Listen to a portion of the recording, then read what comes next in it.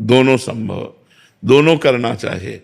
क्योंकि वयोवृद्ध माता पिता हैं तो उनको स्नान कराना, कपड़े पहनाना, भोजन देना, दवा देना, ये प्रधान सेवा है। और भजन करके उनका परम कल्याण करना ये दूसरी सेवा है।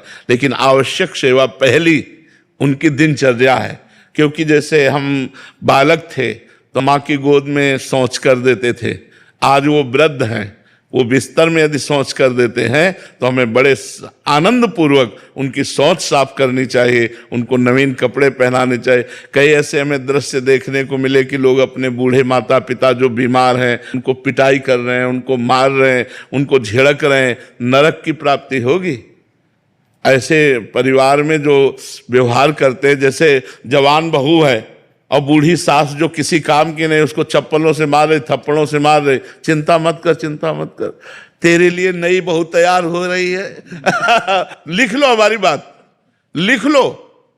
अगर आपने अपने सासू के साथ बर्ताव ऐसा किया तो तुम्हारी बहू जो आएगी तुमसे बढ़कर आएगी।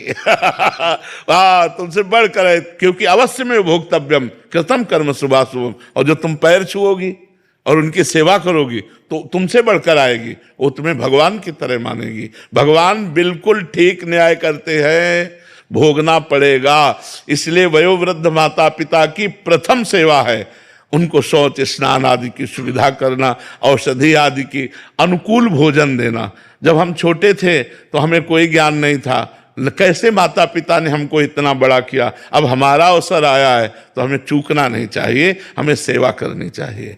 कई लोग तो इतने निर्दयी होते हैं कि बड़े बूढ़े माता पिता को अनाथालय में छोड़ देते हैं, या फुटपाथ में छोड़ देते हैं, या स्टेशन पे छोड़ आते हैं। बिल्कुल गलत बात, आपकी दुर्गति हो जाएगी। जब आपका समय आएगा तो आपको भोगना पड़ेगा। जी।